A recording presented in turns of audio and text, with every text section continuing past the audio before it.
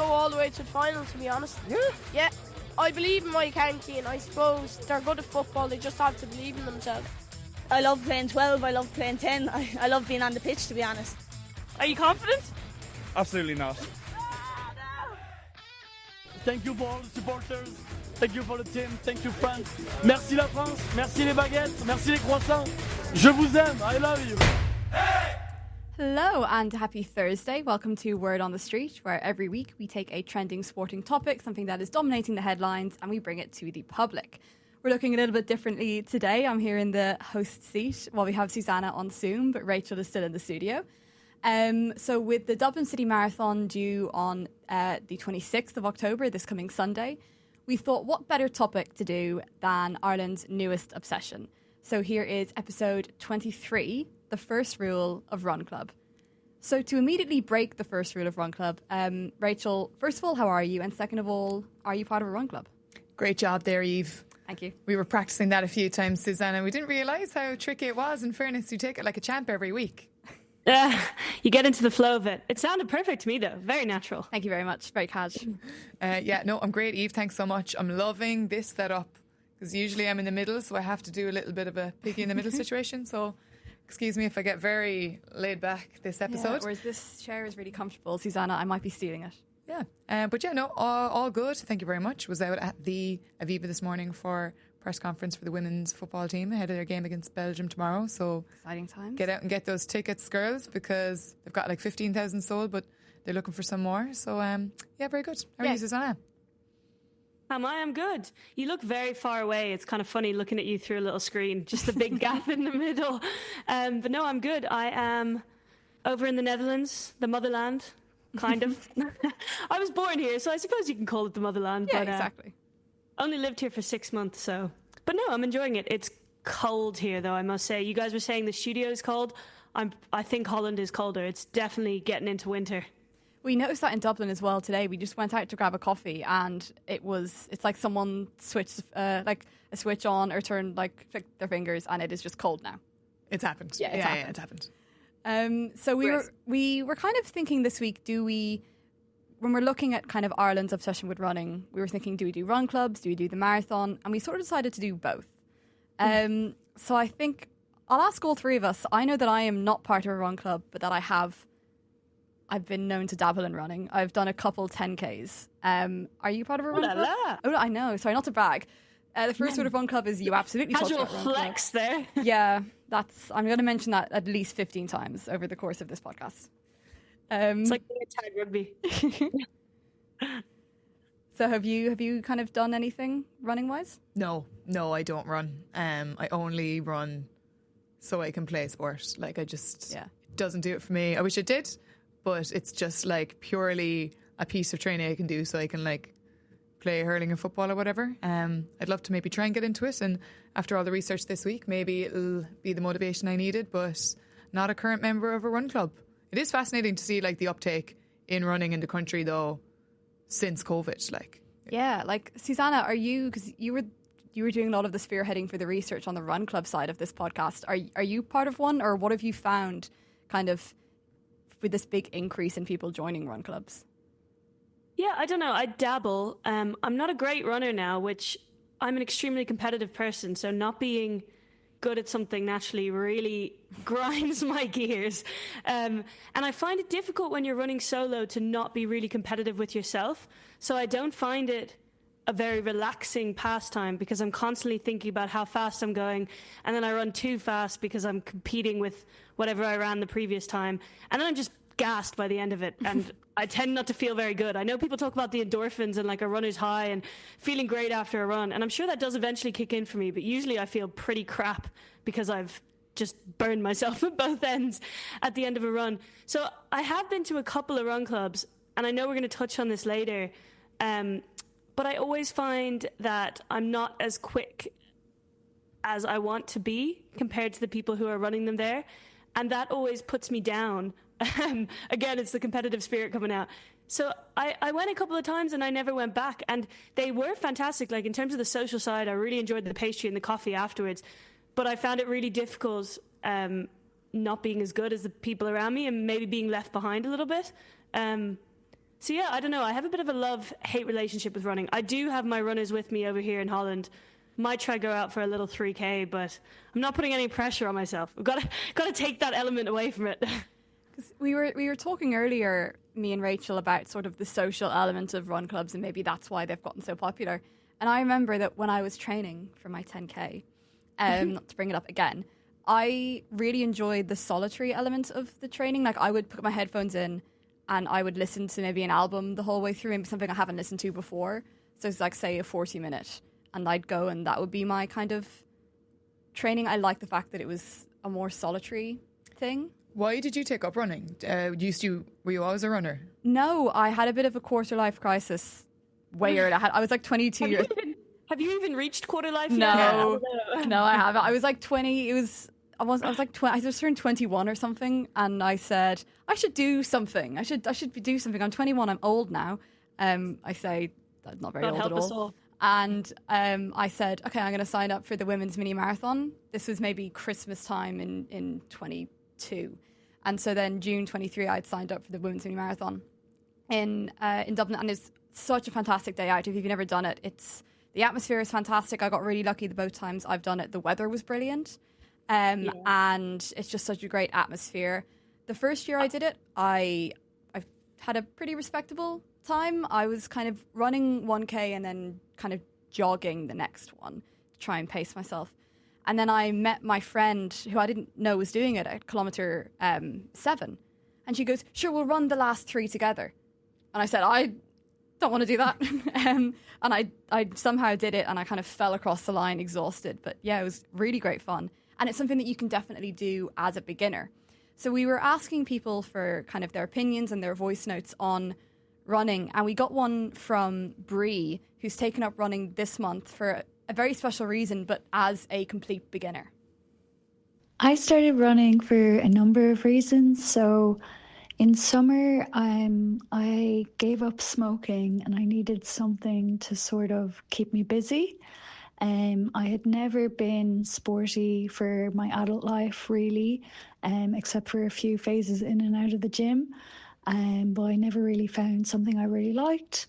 And one day on my social media, something came up, and it was run 100 kilometers in October for Women's Aid. And that is a charity I've always felt really close to. And, you know, I've known them to support a lot of people in my life. And I just took it from there, doing a bit every single day. And it has helped me immensely in terms of my physical health is so much better, as is my mental health, in that I no longer think about how my body looks so much as what it can do. Also, it has been so gratifying seeing the change in my fitness. And as a beginner, you can really, if you keep at it as often as you can see huge changes. And I am 69 kilometers into 100 kilometers in October, and it has really changed my relationship to fitness and sport and myself. It's also allowed me to reconnect with my housemate. We undertook the challenge together, and it's been great to kind of get to know someone through running in the evening. And I would recommend it to anyone. It is so accessible in that all you need is a pair of shoes, and you can go out running. So, I mean, first of all, best of luck to Bree in the kind of the final week or so of October. And also, I love the point she makes about how accessible it is, because it really is kind of a way of keeping fit, of getting active and being social that anyone can do. And I think that's what the running clubs in this country are really tapping into. Yeah, and it's probably why it was such a big thing from COVID, because obviously people that were used to going to the gyms didn't have that option anymore, and people didn't have equipment at home, so the option was to go out running and go outside. And I thought it was just in my head that, you know, you're going around seeing that everyone is running at the moment, but Park Run, which is an event, you know, that's run all over the country at the weekends, they said 9% of the Irish population is now registered to run a park run. That's crazy. It's an insane figure. They've 500,000 registered users. And so it's not just you. If you think everyone is running, they are. And I know that we had a comment in from friend of the show, Megan Scully, who then sent on a voice note as well, sort of about her view on this. You were chatting to her a bit, Susanna, were you? Yeah, I just sent her a message after she left that comment. She has joined a run club for the first time because she's moved back to Dublin for, I think, the third attempt at living in the Big Smoke. And she's trying to use this as maybe a way to connect with people, make some friends, which is really what they say run clubs are all about at the end of the day. Obviously getting fit, but then trying to find a way to meet people without going to the pub, which I think is what's been the big turn in kind of our age group and a little bit older, a little bit younger since COVID, is that we're trying to find ways to get outside and get active and do things with our time that isn't, doom scrolling on our phones and isn't drinking, which I know we've talked about on this pod before, Eve, and you're kind of like, no, let's go back to the pub. Let's bring back that era.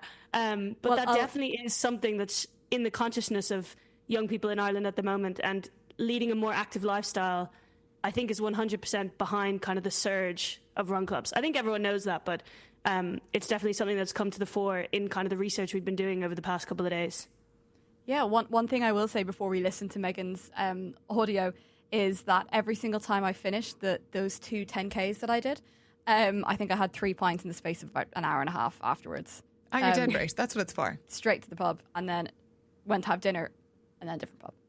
So that was my little segue, my little thing. It's all about balance. It's all about balance. Exactly. A balanced diet also needs a bit of joy.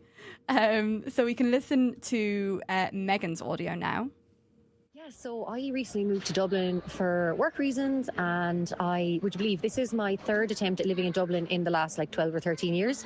And the last 2 times it didn't really go to plan. So this time around I said, right, let's try do things differently. And I guess fitness has always been a huge part of my life. Like growing up, I would have been competing with horses. I played camogie, Gaelic football, hockey, athletics. But then something I really wanted to take part in was a social running club for 2 reasons: to get fit and to also meet new people, because I found that I'm in my mid-30s now, and all my friends that I would have went to college with and kind of grown up with have all moved away from Dublin. So last week, would you believe, was my first time to join a running club, and I did the 5K, and it was brilliant. And there was quite a few people like me who were there for the very first time. And I actually just kind of chatted most of the way around, which I know I probably should have been concentrating on my breathing, but I just said, you know what, I'm going to chat away to people. And before I knew it, I couldn't believe it, we were finished and the 5K was up. But really, really enjoyed it and would highly recommend it to anyone. It doesn't matter what your fitness levels are or what your age or anything. Because even the group that I went with, they offered a 3K and a 10K. So my plan is to do a few more 5Ks and then build myself up to a 10K, and then hopefully maybe start going for a few more runs. And yeah, it's been a great experience. And as I said, it's a great way to meet people. And the particular club that I went with, they sometimes go for drinks afterwards, or I suppose you can have whatever you want. But I think it's a great opportunity again to actually chat to people. So that will be my plan. There, what Megan was saying about meeting new people still in Dublin. So I would have seen the run club surge in Sydney when I lived there, and if you think it's big in Dublin, it's insane. You go down to Bondi Beach at 5 o'clock in the morning, and it's whatever, they're 5 to 9 before they're 9 to 5. I think is the big thing over there. But I find that mad. I don't know how they do that. They flip their day around. They do, but everyone's in bed by 8 o'clock. I can't imagine running at 5 a.m. I can barely get up at 8 a.m. I know it's just a culture, but I really don't know how they do it. Yeah, sorry. I know you'd be bed into it before you know it, and no one meets up in the evening. It's all in the morning. But you can see why people do that when they move countries, because it's easier to make friends, and people are always looking to meet new people. But I think one of the things about the popularity of run clubs in Dublin is that, like Megan said, people's friends are emigrating. So they're in their home city, but they're without their friends, which is probably a little bit unusual. And it can be really daunting trying to make new friends in the place where you're from. When you move abroad, you can have this persona of, I'm going to get out there and meet new people and not be as embarrassed about it. But trying to do that in your own country, it's difficult. So you've got a lot of people whose friends have gone, and now they're using run clubs to make new friends who are staying around in Dublin. And that was a lot that came up, as well as emigration was one of the biggest reasons that people are joining these run clubs, because of like the health and wellness movement. They're not traditionally meeting people in the pubs like they used to, but they're meeting people at run clubs instead. Yeah, especially I think with how expensive Dublin has gotten. You know, it's all well and good going out to a pub, but if you're going to do that enough to form lasting friendships, that's going to be pretty pricey. Or any sort of events around the city, classes, it's going to cost you, unfortunately, nowadays. Whereas, kind of as Brie had said earlier, all you need to do running is a pair of runners. So, although I would say once you go down the route of running, you quickly get drawn into spending like 200 quid on a pair of runners. I 100% agree that it's accessible when you first start out because you can run in anything. But even myself, who I run like twice a month, I should do more.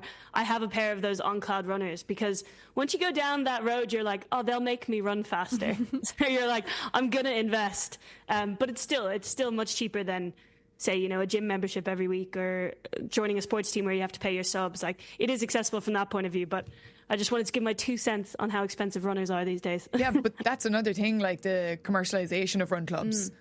You've got them, they're popular, but the reason they're even growing more now is because you've got the likes of the Hockas and Lululemons are sponsoring run club events in Dublin and Oak Area Sci. So run clubs aren't going anywhere because these brands are spotting a marketing opportunity that it's pretty much free because the events are already happening and they're getting behind it. Yeah. And can I say when I was first training for the 2 10Ks that I did. Okay, you've got one more time to mention these 2Ks and I'm cutting you off. Okay. Eve. I started out training. That's 3. I want to reach a solid 8. I started training in a gym initially because there was one in the building that I lived in that I didn't have to pay for, so I used it as much as I kind of wanted to. And I found myself not being as relaxed while I was running on a treadmill, and I got very bored very quickly because you're just looking at the same thing. So then I transitioned to when I had to move out of this place, and I looked at the price of gym memberships, and I went, okay, well, I'm not doing that. Started running in local parks, and I found it way better, way easier to run. I found it more engaging, and I just would highly recommend running in parks. As opposed, obviously, if you're going to be in a gym anyway, that's fine. But up the parks. Yeah, and another thing, I suppose a lot of women would speak out about being a bit uneasy running alone in parks in the evening. So that's where we see emergence of communities coming up in these run clubs. Yes. We've got all-female run clubs, and Susanna, you're going to touch on them in a second, but there was a couple of other run clubs I came across doing some research, and there's a Brazilian run club in Dublin. It looks like it's spelled core, but I assume that's pronounced differently. I'm not going to butcher it here. It's like Europe's first Brazilian run club, and they've got a massive community. Yeah. And people are running the marathon for them on Sunday. And you've also got Dublin Front Runners, which is a club for members of the LGBTQA plus community and their allies. So they find that's a safe space for them to go running. And a special shout out to the Sanctuary Runners as well. Yes. It was started in Cork in 2018. And it's kind of with the aim of bringing like asylum seekers, refugees and migrants together. For a lot of people who are based in direct provision, they ran together for the first year. And it's just grown. It's like everywhere now in Ireland, and it's also gone international as well. And they've got a huge crew up running the marathon for Sanctuary Runners this Sunday, and they've got their own cheer zone as well. So it's communities within communities, which is what these are creating. Suzanne, I think you've got a special link in with one of these run clubs, don't you? Yes. I don't know which one you're referring to now. Oh, she's got a lot of links. A lot of the pages I was going onto Instagram, it was like followed by Susanna. I was like, oh yeah, okay. Yes, I dabble. As I said, I've dabbled in the run clubs, but that's kind of what leads me on to, I suppose, this point. And you'll have to bear with me as I ramble through this a little bit. But as I said, like, I picked up running like a lot of people kind of in the COVID era when there was nothing else to do. And also, like, we've talked about the commercialization of run clubs. Like, TikTok and Instagram have been massive for this. I mean, you see people running all the time. It's like, come run a 5K with me, and they say their pace at 1K, and they say their pace at 2K, and they update you all the way along. And it's great because it's kind of an image that you want to follow. But the problem with this is that these paces are often, I don't want to say unrealistic, because people can do it and there's some incredible athletes out there, but they're not achievable for everyone, and they're being painted as this is what you should be running. And that can be really disheartening, because if you're like me or like anyone who's relatively athletic, but running just might not be your thing, you go out for a 30-minute run and you think, why haven't I done 5K? Like, why am I so slow? And you join a run club where they don't specify their pace, but usually they're running around 6 minutes per kilometer. And I found it really tough to keep up. And then you're kind of at the back and you're moping and you're thinking, well, I don't want to do that again. That was hella embarrassing. And that was my experience anyway. And it's definitely been the experience of a couple other people. I was just reading an article on Women's Health magazine online, and they were saying, so if you look at Strava, which is an app where people upload their runs, they were saying the average time for a 12 to 27-year-old for a 5K is 30 minutes. So that's 6 minutes per kilometer. And you're thinking, oh, well, like, why can't I do that? But when you think of the people who are uploading on Strava, they're going to be the people who run quite quickly. Like, if I run, I don't put it on Strava. I don't know about you, Eve. No. Yeah, like, I don't want people That's between to see me and that. God. Yeah, exactly. Exactly. And my brother's like, why don't you use Strava? It's the social media of running. And I'm like, because it scares me. Like, I don't want anybody to see how slow I'm running, and vice versa. I don't want to be peer pressured into thinking that person's running really fast. But this magazine then looked at data from Run Repeat in 2024, and this was 5 million results collected in the last 20 years from more than 28,000 races. So they have a lot of data.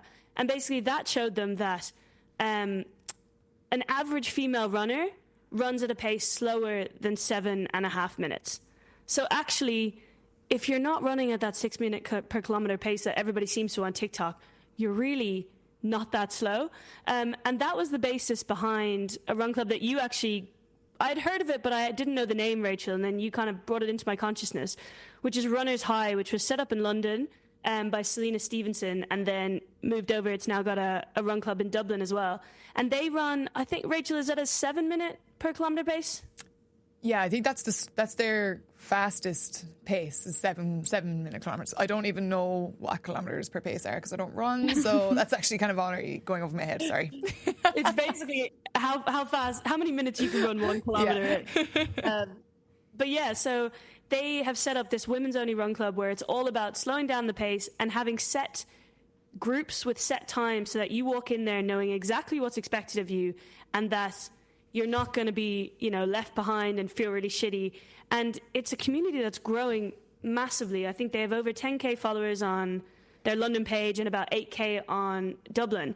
But we caught up with Selena Stevenson, who is the founder, and she was actually in the airport traveling back for the Dublin Marathon this weekend. So she asked me to kind of say sorry that there's a lot of background noise of screaming children and airplane announcements. But she talks about kind of why she set up Runner's High and why that 7 minute pace is so important. So our run clubs are really about celebrating the average female runner, so the girls who make up most of the running community but don't kind of ever see themselves represented. Like, most of us run around that 7 minute per kilometre or slower pace, and around that pace is actually the average for women in their 20s, but online is made to seem really slow because we just don't see it represented.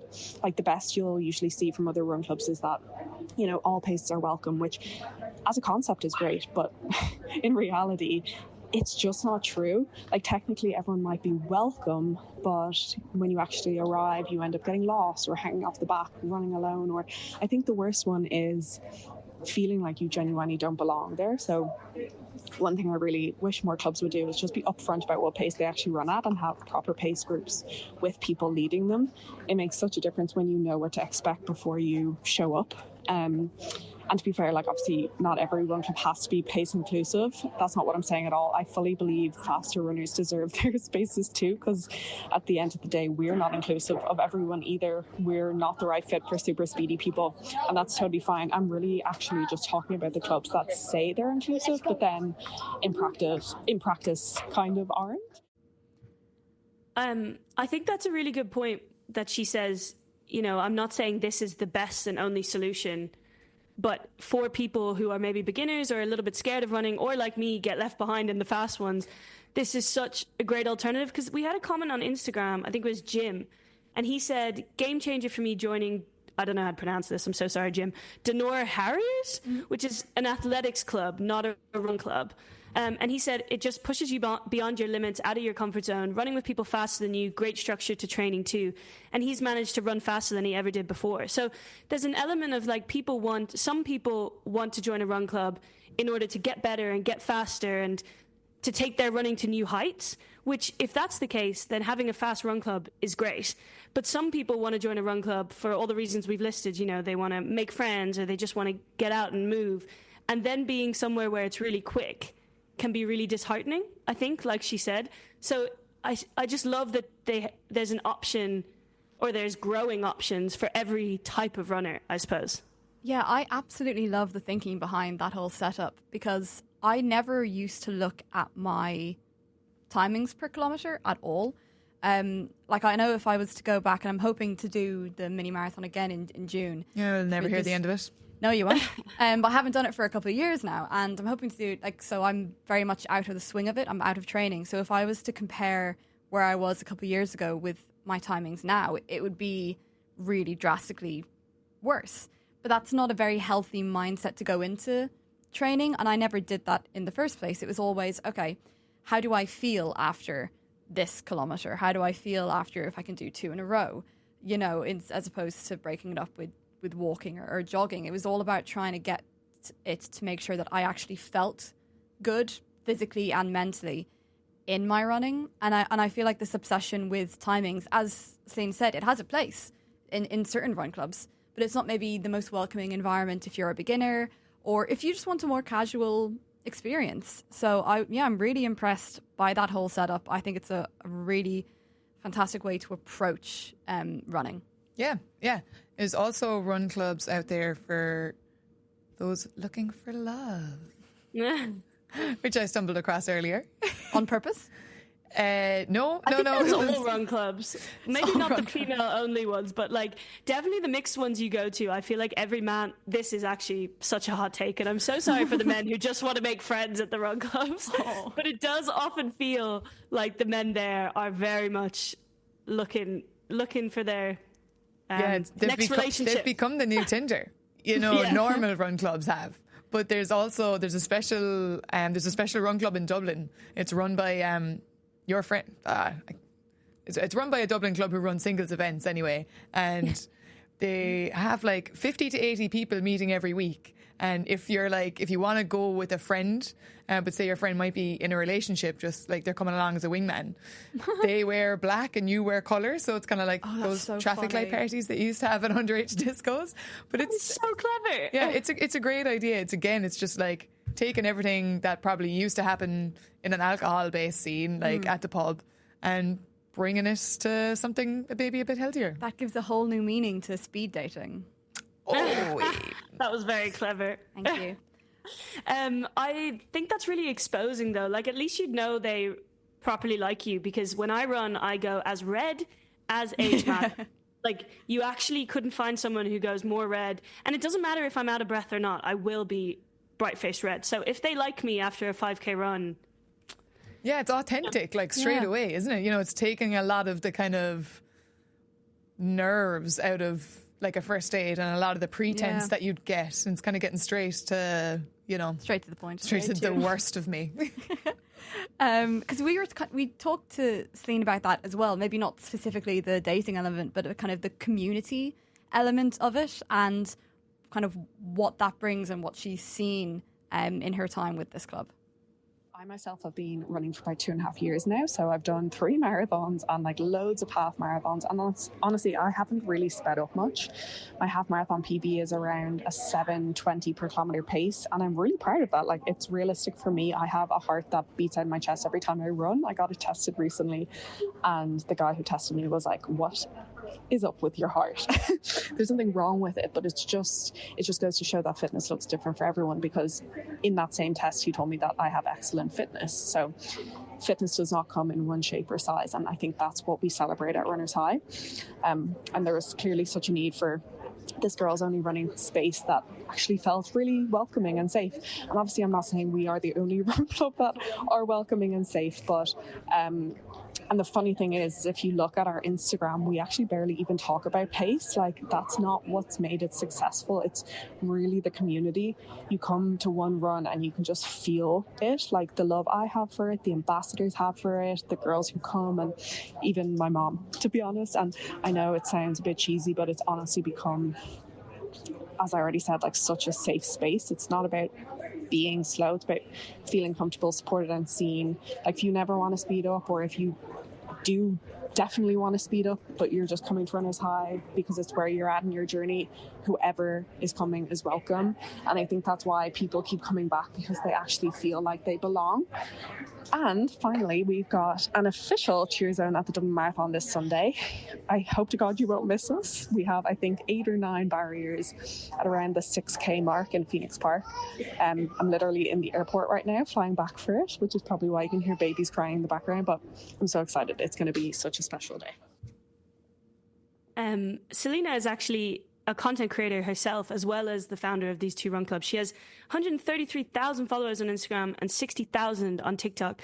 And I don't know about you guys, but just listening to her there, I can so see why she's been so successful. I mean, she's such an incredible kind of advocate for this. Even the way she was talking about, you know, fitness comes in all different shapes and sizes. I think that's so important, because even me sitting here listening to her, I'm like, oh, every time I go for a run, I get a stitch. And I hate it, and I feel like I can't keep going, and I feel like I'm just not made for running. But even her saying there, like, you know, she's done 2 marathons, did she say? Her heart beats out of her chest every time she runs, and she runs at that pace that people might think is slow, but actually just isn't slow at all. And I don't know, I just found it really encouraging from a personal point of view that, like, okay, maybe there isn't something wrong with me, and that maybe I can run. I'm just on the wrong side of the FYP, and I'm surrounded by people who are running really fast, and maybe that's not what I need to strive for. What I need to strive for is more, I think, what you were talking about, Eve, in that, you know, I need to find a place where running makes me feel good mentally and physically, and maybe something like a Runner's High Women's Only Run Club is the place you find that. And I don't think that's because of the women's only element at all. I just think that's, as she said, you take the pressure away, you take the pace away, and you just run to run rather than overthinking it all the time. So are we going to be seeing you registering for the 2026 Dublin Marathon? God, marathon? I don't know. I have done a 10K as well, actually, just to, you know, get my plug in there. Mm-hmm. I did do the VHI mini marathon one year, and I loved it. But I think, again, it's that element of, like, you're surrounded by people. Yeah. So you're not thinking about the fact that you have to run fast or anything like that. You're just enjoying the day. I do really want to do a half marathon. I think every single one of my friends, no, that's such a lie, but so many of my friends did the Dublin half marathon this year. And I was reading about it. It sold out in like 2 hours. I think it was record breaking, and it was like a brand new marathon. They ran up around Clontarf and around kind of past DCU and stuff.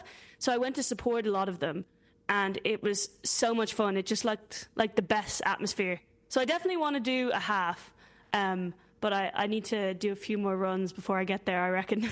Yeah, I keep seeing videos on my Instagram Reels or my TikTok where it's like, once you hit your early 20s, everyone is either emigrating, getting engaged, or doing a half marathon, which is very true. I think I found out. Yeah, it's, well, saying that, Susanna, like, the feeling of watching a marathon, I can't imagine what it's like participating in one, but it's become a hobby of mine, just going to marathons, like, because it's so beautiful, it's so emotional. I went to the Belfast one a couple of years ago, and like bawling, didn't know who any of the people were, but you know, because they've got their names on their numbers as well, like, just like, yeah, go on Sheila, like, keep going. It's so encouraging, it's so beautiful. And someone who's especially encouraging, talking about the Dublin Marathon, is Mary Nolan Hickey. So Mary was on the PM show, or Settle In. She was on Settle In. She was a guest on Settle In with John Duggan a few weeks ago. Yeah, and so Mary's 73, and she competed in every Dublin Marathon from 1980 to 2024.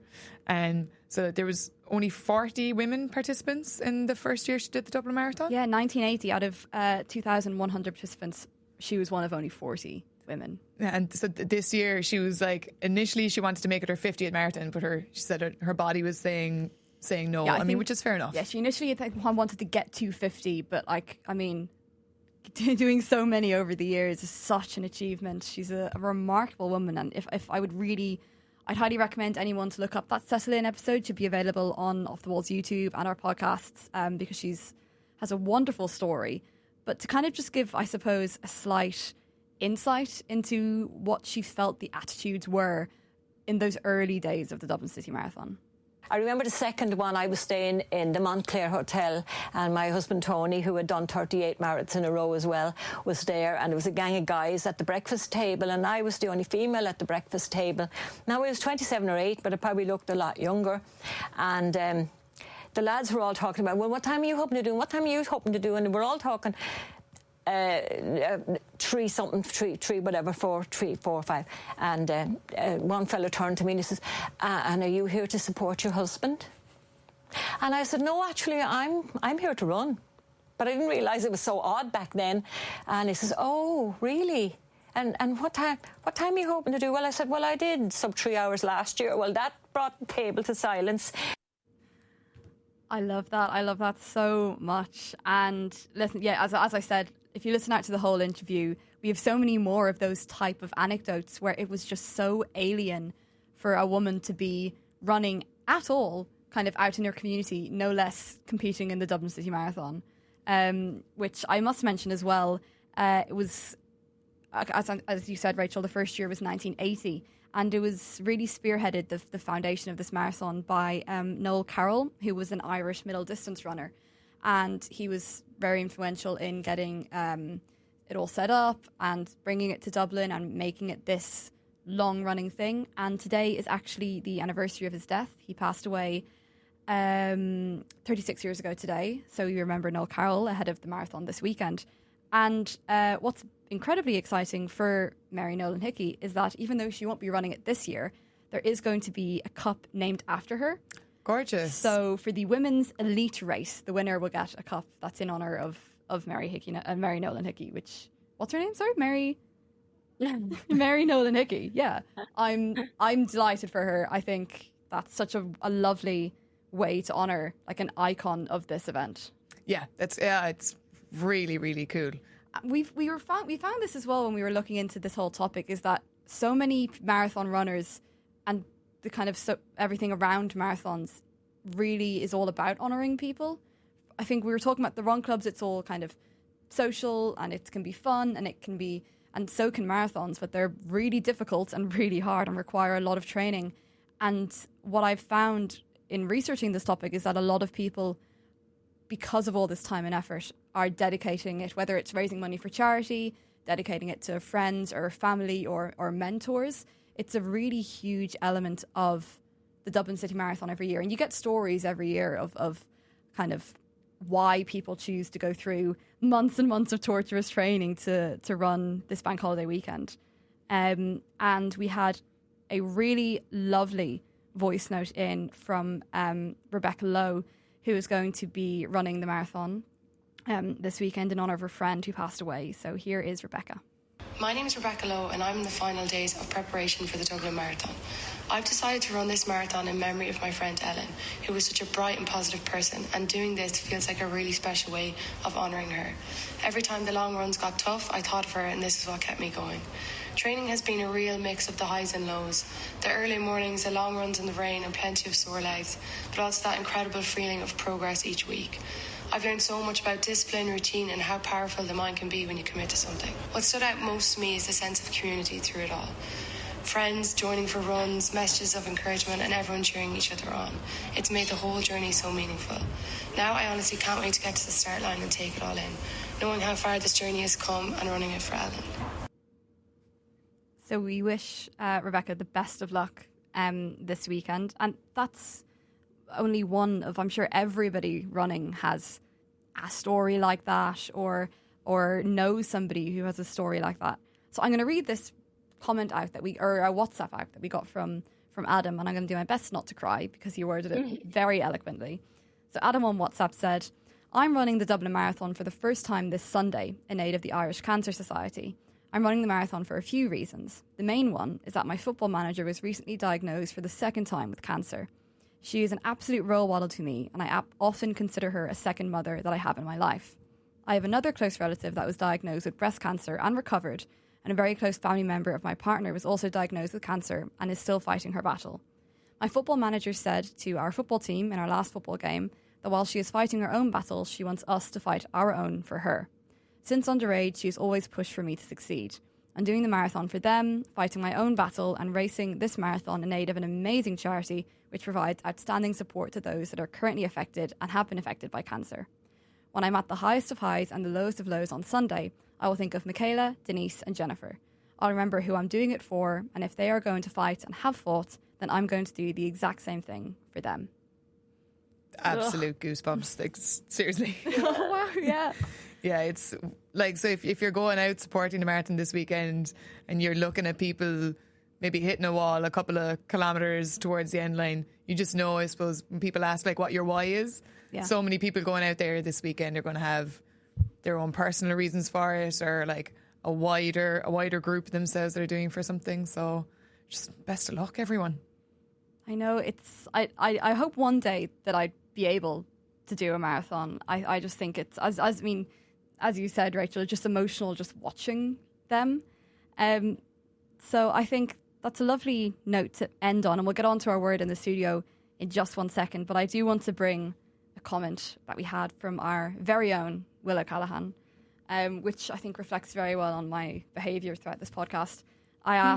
We asked, why do people run marathons? And he goes, so they can tell people they're running it.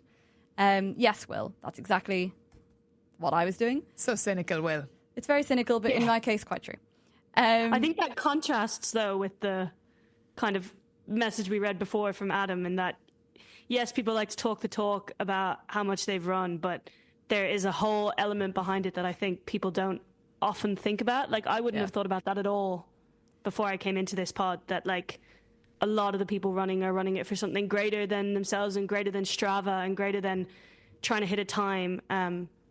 And I think that's just something that people need to keep in mind, especially when watching, like you said, Rachel. Yeah, it's easy to be reminded of when you're watching as opposed to seeing it on TikTok and Instagram, because you often see like groups of people running with the same T-shirts, like representing the charity that they're running for. So it's easier to get a sense of it in person, I suppose, rather than online.